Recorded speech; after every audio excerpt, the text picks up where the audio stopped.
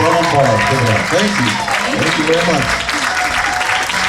Stick around on your way. We're going to have a ComFest food circle. Burt, Cantrell, Julie, Boyland. They're going to tell the history through personal references.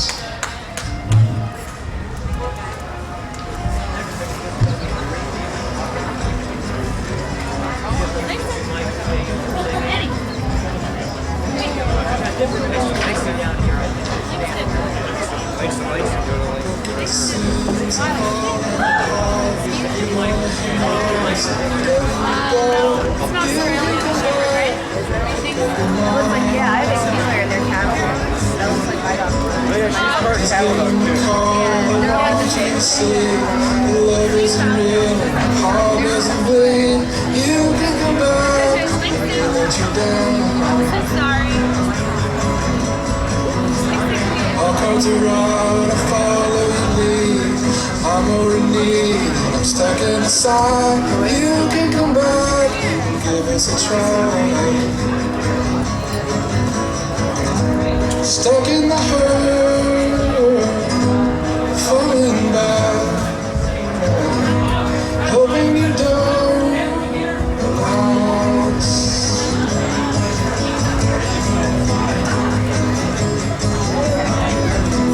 Shadows of teeth, caskets are used, and betters made, straighten the spine, and you can come back.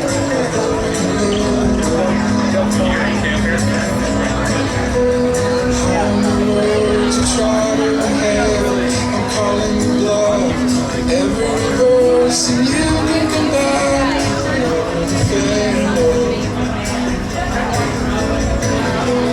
Tied to your waist, like a ship on the chain. I'll make them think that death was reversed. You can come back. Your turn. Stuck in the hurt, falling back, hoping you don't.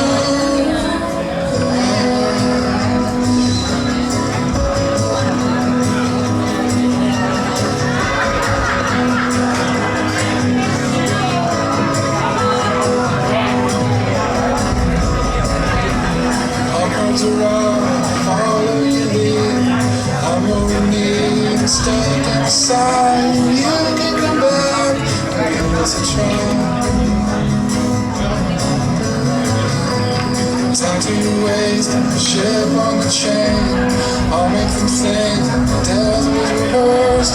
You can come back, it's your turn. Stuck in the hurt, falling down, hoping you don't.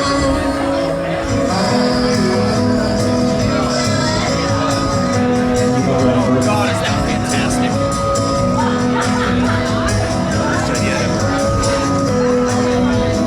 Best idea I've seen all day. All right, are you about ready, Burt? Water's water. 3 minutes? Oh, you need 3.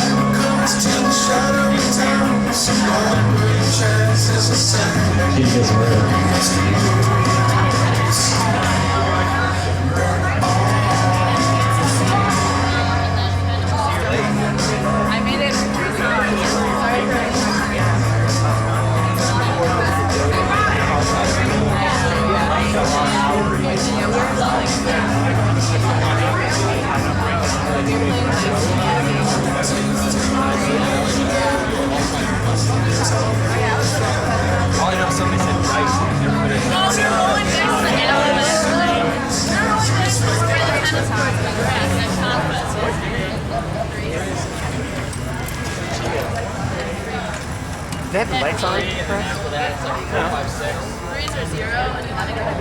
I think we gotta wait till the nights. Oh, I guess we can film.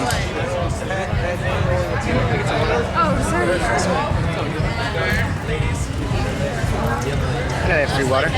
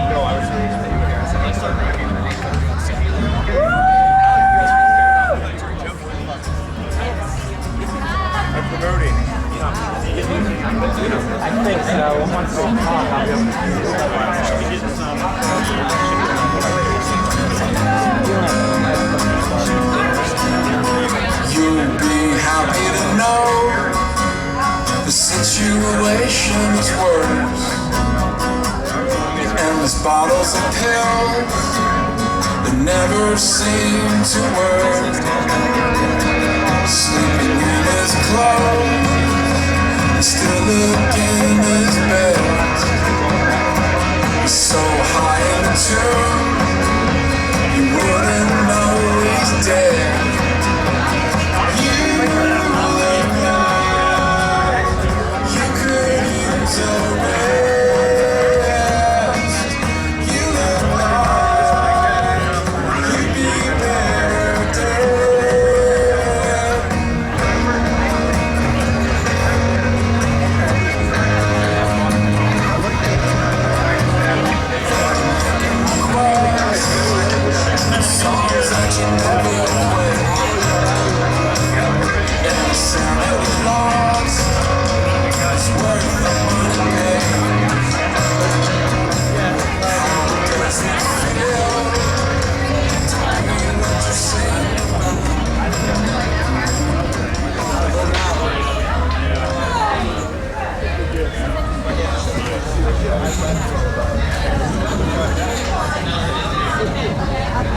Okay.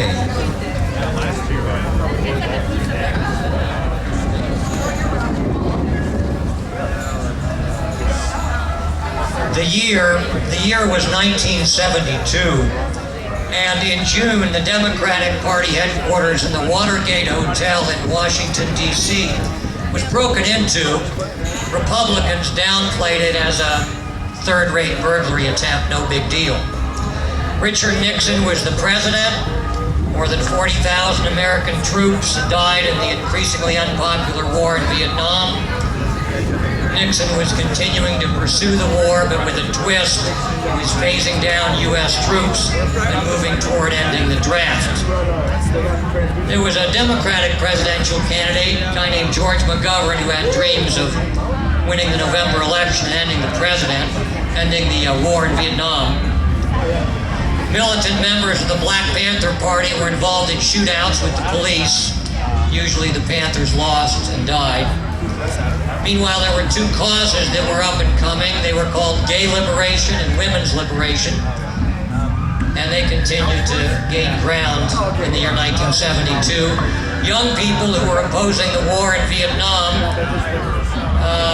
and who tended to support movements for social change kept doing what they'd been doing for several years, growing their hair long, marching in protest demonstrations, and being involved in sex, drugs, and rock and roll. It was in that setting, 1972, that a fairly small event was planned just east of the OSU campus, just east of High Street on 16th Avenue, near something called the Wesley Foundation and the UCC.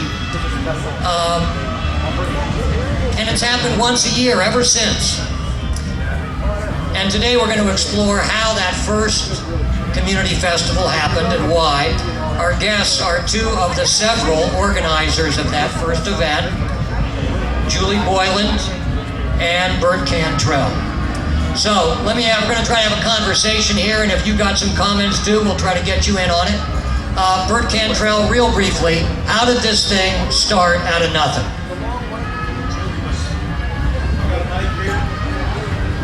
I think we need this other mic pepped up a bit, which Bill has now. It wasn't working. Anyway, I was on a cruise once because I had to go on a cruise. I didn't want to go on a cruise, but it's the only way to see the inside passage in Alaska, unless you have a good kayak and want to kayak 1,000 miles. On that cruise, we had a chance to go down to the engine room. And I kind of feel that this is like the engine room. You know, not very many people here, but it's little groups like this that start things. And I came to the Wesley Foundation, which was a church-owned building. It's still there. It has become an official church now at the corner of Waldeck and 16th. The building was empty when I came there in August of 1971. A few very churchy type groups, Methodist groups mainly, met there. And I was trying to bring the community in. I was new to the place. I had come there from Youngstown State University, where I had been a kind of a radical guy, and I, for example, was the main speaker at the moratorium, if you remember that, back in those days. And they knew the kind of guy I was when they hired me from Youngstown State. I had kind of revolutionized a few things there. We came up here, we were looking to make connections with the community. Some of you remember the name Larry Rica. I haven't mentioned him before you, or you knew Larry. One day Larry Rico walks into our empty building, which I'm trying to fill, and we got to talking. He knows people in the community. The next thing, Julie Boyland and Bill Boyland and the Schwartz Walders and Steve Abbott, people like that are coming in. The first thing we know, a community that was already out there has a location. They have a place. I believe it was T.S. Eliot called the still point in a turning world. And this was kind of like that for that particular little world. It was a place to come. All I did was enable, which, by the way, is no small thing when you're paying the utilities. But we furnished that building. We were open. And I think perhaps the main thing I can say to anybody that's organizing with any kind of church group, educational group, any other social group, if you can trust the people and simply open it up to let them do their thing. You don't have to lead everything. Amazing things can happen if you don't care who takes the credit and so forth. And I'm getting tapped on the shoulder here. I'm used to talking either 50 minutes in a classroom or 20 minutes in a pulpit. Okay, so Burt makes a good point here. The Wesley Foundation became the focus of all kinds of groups. The tenants union, there was a food group, there was feeding the poor, all sorts of things happening there. Julie Boyland, so what? So there was a building with a lot of community activity. So how did we wind up with a ComFest out of it? Well, this is working. Well, there were a lot of things that happened that brought us along to Burt, and there was so much unsettlement during the 70s when the war, what we felt was, and it was true at that time in Columbus, Ohio, there was really, we didn't have a very fair deal with the Columbus Police Department. It was not going, it wasn't going very well, and with the war and, and the poverty and unequal treatment and women's rights, we finally decided that we needed to unite. And by that time, I think we already had the co-op. It wasn't operating out of Wesley yet. In fact, it was just sort of hanging out there, picking up orders on High Street from Longs, right? And then people came in, and we had their orders all bagged, so that all they had to do was pick them up and pay. And all these, hi, that's my son Ian, and my daughter-in-law, hi Jenny. So anyway, there was this great need, and we were all out there. We said, well, here we are. What are we going to do? Where are we going to house ourselves? And voila. Not only did we get housing, but we got a room for tenant union and the community cooperative, and then the whole basement was just cement. And they let us use it. It was a pit, yes it was. Hi Dottie. And then, we went, or they didn't, we didn't have anything to do with it. The church went in and finished that whole room so that we now had a distribution area. Can I just tell you one little thing there? We had an endowment at the Wesley Foundation. Funding was short in the church. They said that next year they were going to make us eat our endowment. And I said, hey, we'll eat it first. We put about $10,000 in it. So then one day, I guess, we had all these organizations kind of together, but we weren't functioning as a union. We put community union together that started to happen. We decided that we weren't including artisans and other people in the community, and so we decided that we needed to have a little street fair. And I think there were probably about, 10 people gathered under that tree. And the only people I big sycamore tree in front of the building. I know, I keep saying, lots of shade, and people just sat around there on the steps. And it was Cindy Forrest, both the Forstags, Bill Boyland and me, Nick Calderon, who was the person who initiated the food co-op, Libby Gregory, both the Mendenhalls, Rosie and Daryl. Sue Urbis. Of course, Sue Urbis.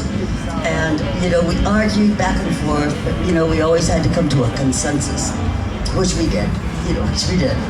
And we decided to have this party, but then we had to hit somebody to agree to have it. And we went, gee, wouldn't this be fun, Burt? Come to our house. Send the spider to the fly. So let's talk about that for a second. Burt, you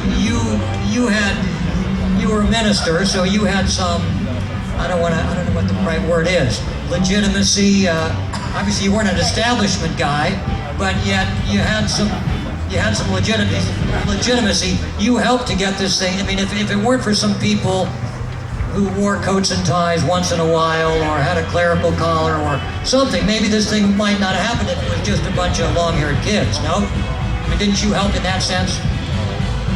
I had a 4-star pedigree. I went to Ohio Wesleyan and Yale Divinity School. I came out with all the good degrees. I was known as that kind of guy. I had done this great program at Youngstown State, if I say so. I came in second for a job at Columbia University, and my wife said, I don't want to raise my kids on the streets of New York, and then I got hired at Ohio State. And I had, some clout with my bishop and so forth because of that, and that helped a lot, because they trusted me, and they thought he knows what he's doing, he's not a flake. But I also had a board of trustees, that I was able to manipulate, and that's always important. And we had a great building, and Lloyd Whitey, the associate minister who had been there forever, a lot of you remember Whitey, and the thing just took off. But again, the community did it. But it was, if there was anything as a minister, and I was, I guess, and still am, sort of a radical minister, but it was having the faith in the people and the belief that God isn't out there somewhere, God's right in here. See, it's among us. It's that spirit which is in us, that spirit of love.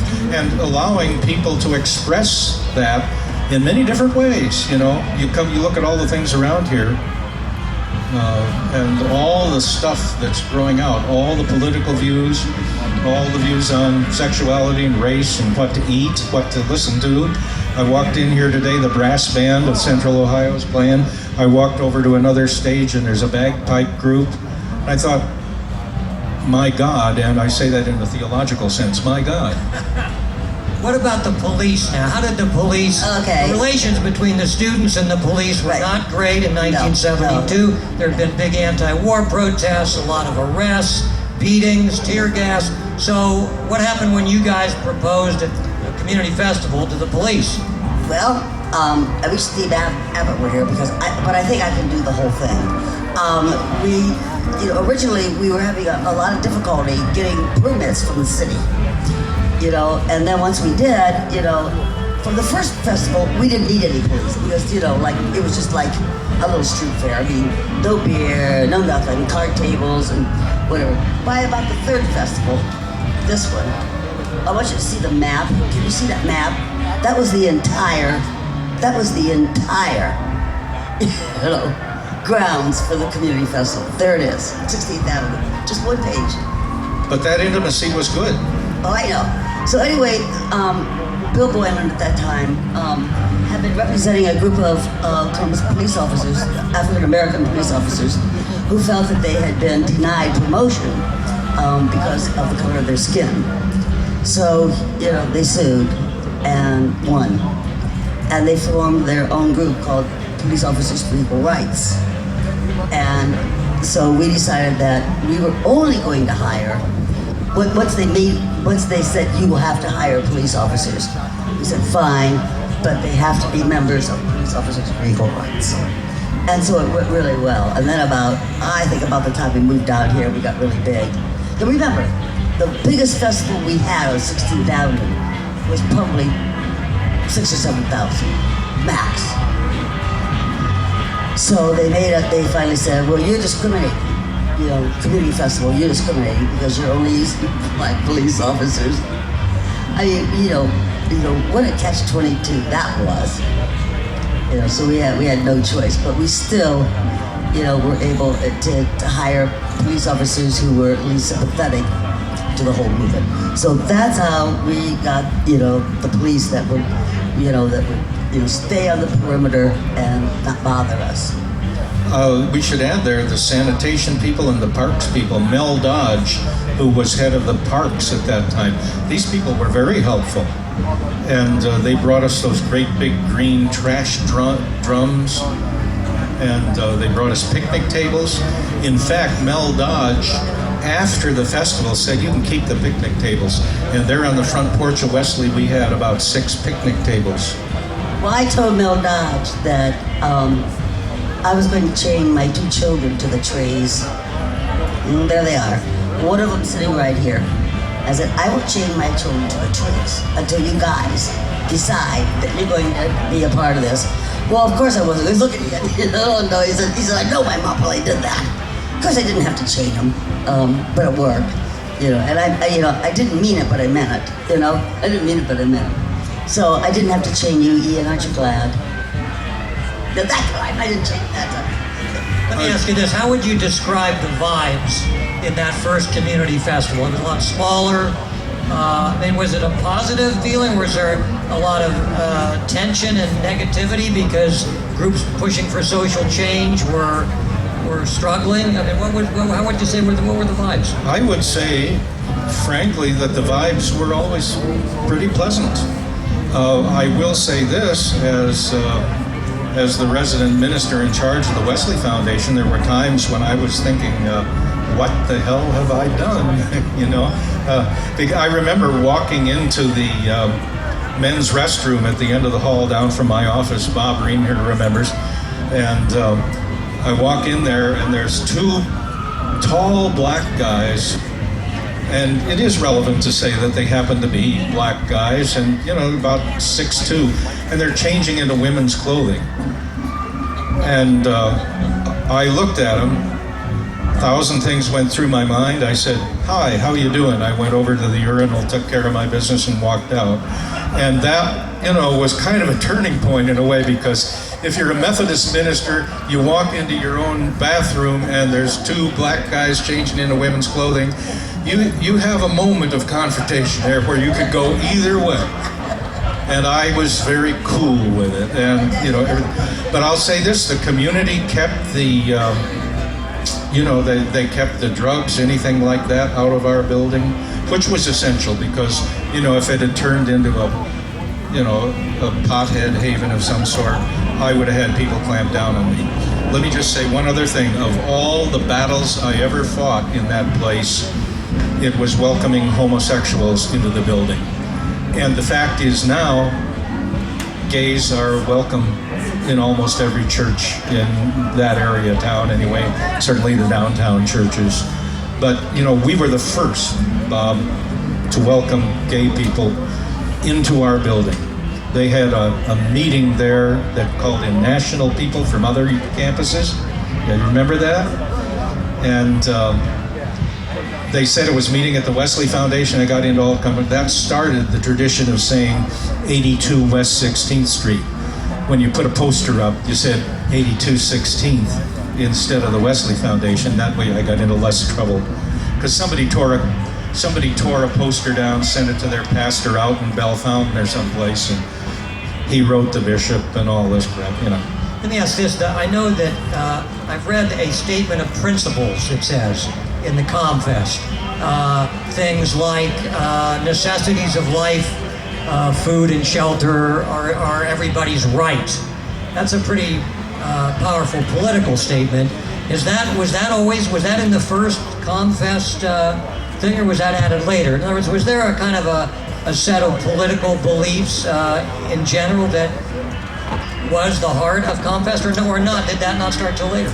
Yeah, no, there was from the get-go, a purpose. I mean, it was party with a purpose, and we still use that to party with a purpose. We were all anti-war and anti-Nixon. Well, that was the big problem. That was the war. But it was, that we needed to, that everybody was about treating people with dignity, no matter what their race, no matter what their sexual preference was, no matter what, and peace. And when we get together, no matter what, if there are differences, we had that weekend festival, you left those at home. You just left you left that baggage somewhere else. And you came, and you learned, and you grew. And that was what we were doing. Poor little Ian, he was just, the poor little kid.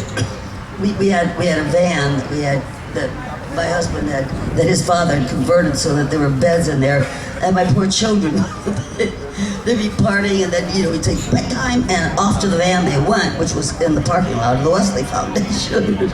So my children would spend all weekend, and they were little at the ComFest. So, they really grew up with it. But they grew up with that same feeling of the festival is about sharing, loving, caring. And that's why I think we were all so upset that there was, for the first time, something that was unfortunate that happened last night. Yeah, we've had some fights, but nothing, because it's been so peaceful.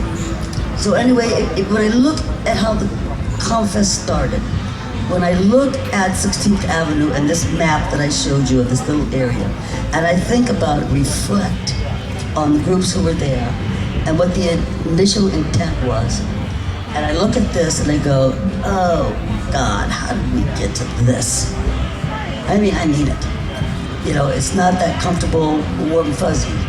But the exception is that we really have stuck with what we intended. We were the first festival ever to totally recycle. And we've done it since the very first festival. When they come in here on Monday morning, this place will be immaculate. We are the first festival and the only festival that still relies totally on volunteers. Nobody gets paid. Nobody. And thirdly, I know there was a third. Well, we had great security, and that was one thing. Oh yeah, we do our own Sue security. Urbis did. Yeah. We got to remember Sue And Urbis. Sue, unfortunately, Sue was the heart and soul of security at this festival. Not tough security, just firm Yeah. and right and And she fair. passed away about 3 months ago. So There's one thing I want to say, Julie. They're The question was about, started out about political views and things. Everybody was always welcome to pass out their literature. except they had to have a table, they had to have a booth. They weren't allowed to walk around. Well, that's right. They were had not to have allowed a to booth. walk around. But I remember, the Communist Party was Yep. there, and everybody, they're still here. The communists are still here. I saw their booth. And, communists, I guess, aren't controversial anymore. They're kind of passé, kind of so 19th century. The Sort of. Russians are coming, the Russians are coming. They're historical relics, I guess. But they're still here, and they were there then. They were controversial then.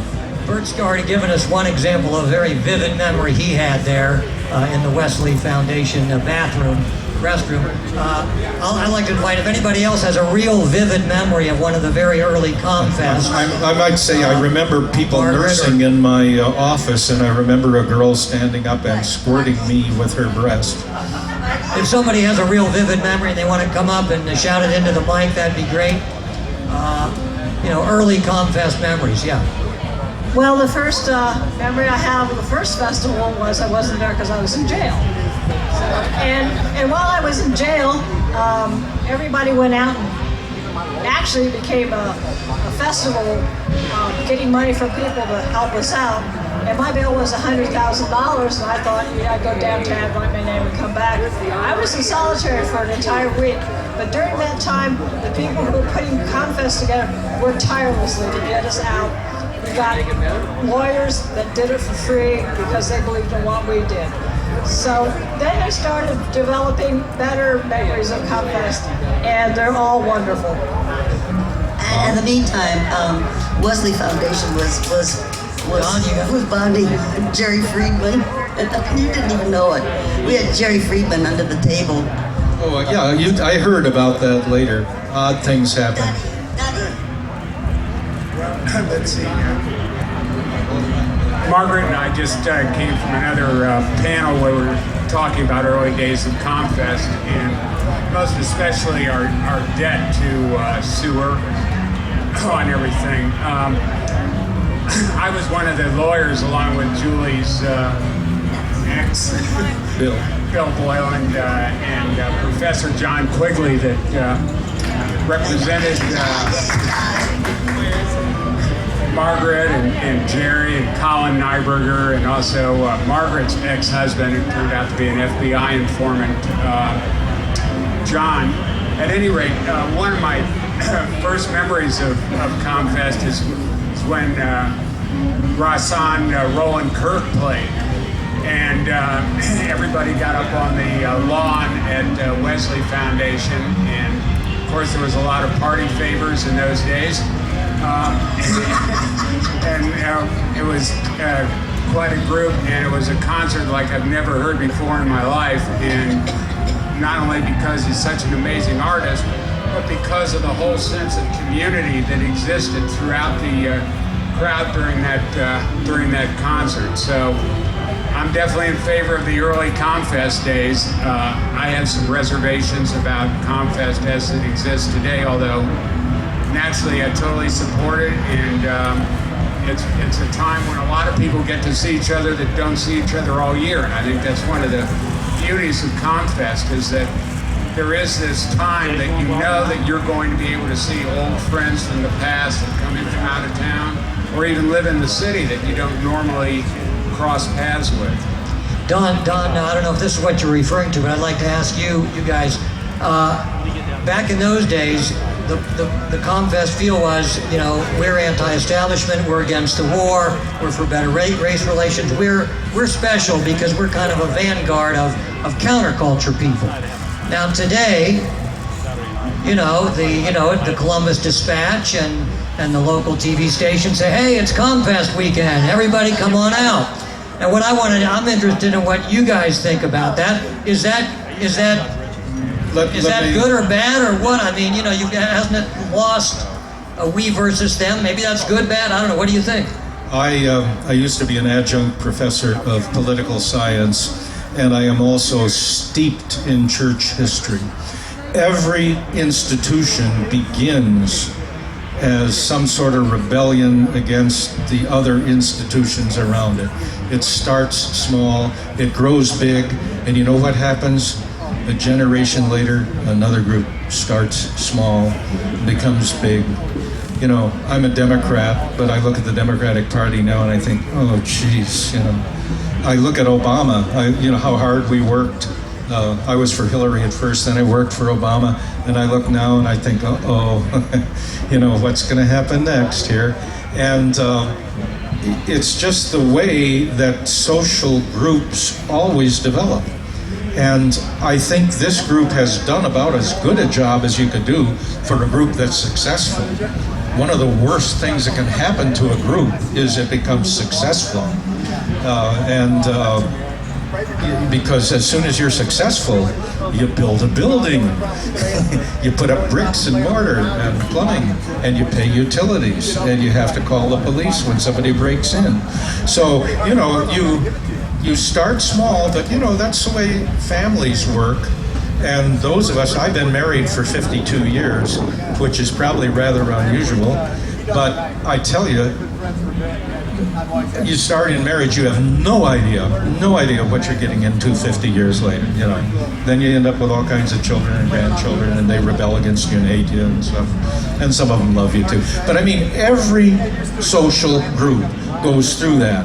I think the thing you can do is what ComFest has done, which is try as hard as possible to, in the church, in the Protestant churches at least, they used to say, semper reformandum. You're always in a reformation. Reformation isn't something that happened with Martin Luther in 1517. It's something that continues to happen every Sunday morning. If that doesn't happen, your church is dead. And there's a lot of them that are. But it's the same thing with any group, any festival. Let's not talk religion here, politics, anything else. You become the Democratic Party. Julie, let me ask you this, and I'm sure in that first year or two, you never envisioned that some corporation would want to co-sponsor, but yet in recent years, you've had corporations say, hey, can we co-sponsor? And you've said no, right? Why is that? Is that good or bad? That's the whole reason that I think that the Dispatch is now, saying, oh, it's ComFest time. We refused. We didn't need corporate representation. We were able to do, unfortunately, we had to sell out a little bit by bringing beer in. But we did that about 15 years ago. And it's the beer and the profits that we get from the booths who pay us that make the next festival happen. And so we don't need corporate sponsors. And, I don't think we will, if we were to ever have a corporate sponsor, it wouldn't be ComFest. It just wouldn't. It'd be nationwide, whatever, arena. It'd be, odd lots, or maybe now, stuff values, it'd be odd lots. We don't want that. We don't need it as long as we can generate the funds. And like I said, the values of the festival have never changed. The size the festival has, we still pay no one. We did pay, I think the only time we ever paid anybody was, I think we paid the musician that you talked about. Ross, I think we paid him. We didn't pay Holly Near when she was here. We didn't pay her. But we don't even pay our musicians. What we say is we give them the opportunity to show themselves. And yet you can't escape it completely. There's Coca-Cola is being sold around here, and everything. So you can't escape the fact that we live. I'm looking right now. A building says AEP on it over there. What you gonna do? It's just the world we live in. Did you envision at the first ComFest that it would be an annual event and it would be going on 37 years later? Did that envisioned cross your an mind? annual event, but nobody ever dreamed of this. I've got every program from the get-go, and every year it says we're still here. We're still here. We're still here. I want to know if Ian has any memories other than negative ones. I envision something more like, if you're a Catholic, your church has a festival every year. I envision something like St. Mary's Festival, Oktoberfest at the Lutheran Church, something like that. But I never thought, that it would be anything like what it is. I guess my perspective might be a little different than my mom's and her associates, because I was 4 at the first festival. I was at all of them, and at times, my memories are all good. I remember making silkscreen shirts in the attics of these buildings right over here by the park. I remember stapling the programs together, and I don't want to say it's a life-changing type of thing, but from the get-go, you learn that you are a part of something, and when you asked, hey, why don't I get to go play outside? Why am I in this incredibly hot attic making silkscreen shirts, which actually I begged to do because it was cool. We'd actually tie-dye the shirts. Everything was done by hand, and you felt like you were part of something from the grassroots level, which, you know, 1972, that's when all this grassroots stuff was going on. So I think now, being, you know, in my 40s, I have some perspective on things that maybe a lot of people, you know, my age and younger that come to the festival don't, which was, it's not just, you know, a time to get drunk in the sun and listen to music. It's much bigger than that. It's helping out. I mean, the stuff I was exposed to, I mean, when I was a kid, we were allowed to say the F word, but I've never in my life uttered the N word because there was a debate between me and Betsy Swiftwater. No, it was Betsy Swiftwater because we went to my dad, the judge, and her dad, the congressman, and said, hey, what word's worser, I think was what we asked. And I guess that gives you some idea of the social arena that we were in. And really in the early 70s, that wasn't commonplace, and it was counterculture. Now it's accepted, thank the Lord.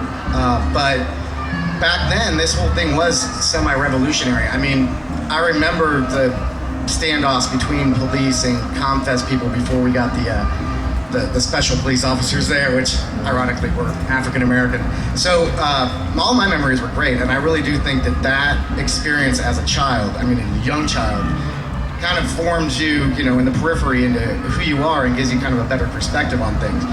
And to speak about what ComFest is now, yeah, I'm old enough that I can say, oh, you know, back when I was a kid, let me tell you, this was completely different. You guys don't even know what you're doing.